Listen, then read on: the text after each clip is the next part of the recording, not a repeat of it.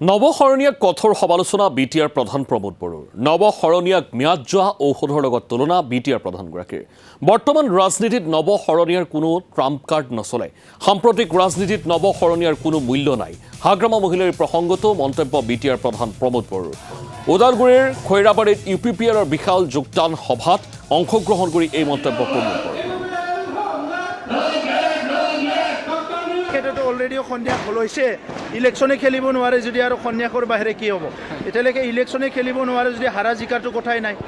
চ' সেই কথাবিলাক তেখেতে ক'ব পাৰে চ'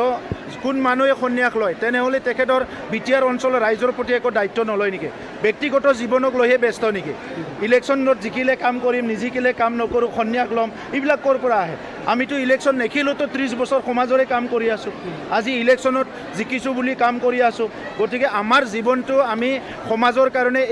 এইবাৰৰ জীৱনটো এইবাৰৰ জন্মটো আমি ৰাইজৰ কাৰণে উৎসৰ্গা কৰিছোঁ আৰু নৱশৰণীয়া ডাঙৰীয়াৰ নিচিনা মানুহে আগতে সংগঠনত থকাত বা কি কৰিছিলে সংগঠনৰ পৰা ওলাই বা কি কৰিছিলে কেছবিলাক বা কেনেকৈ নিষ্পত্তি হ'ল কোনো ৰাইজে আজিলৈকে নাজানে গতিকে এনেকুৱা সময়ত হীৰাশৰণীয়া ডাঙৰীয়াৰ কথাৰ কোনো এতিয়া ভেলু নাই হীৰাশৰণীয়াৰ ট্ৰাম্প কাৰ্ডখন এবাৰ চলিব বুলি কৈ আছে কোনো ট্ৰাম্প কাৰ্ড নচলে অলৰেডি সেইটো মানে